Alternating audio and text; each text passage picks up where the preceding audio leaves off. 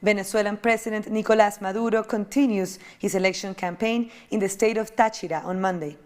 With less than a week until the presidential elections, Maduro called on all Venezuelans to exercise their right to vote and said that the country must find its strength in the inside, beginning at the grassroots of the communal councils and the local committees for supply and production.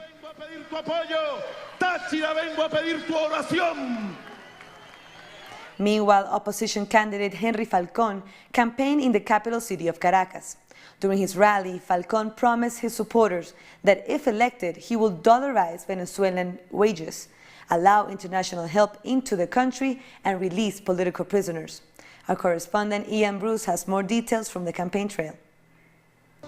Henry Falcon, the main opposition candidate, has just ended his campaign here in Caracas. They've been moving on to other states for the final days of the election campaign. Now, the numbers here don't compare with the turnout for President Nicolas Maduro's events, but he does seem to be picking up support, particularly in some of these very poor neighborhoods, which wouldn't normally be the kind of places that would be supporting the Venezuela's opposition. He repeated some of his key themes. He wants to dollarize Venezuelans' wages. He wants to open up a humanitarian channel for aid to come in from other countries. And he says he wants to release political prisoners as his first moves.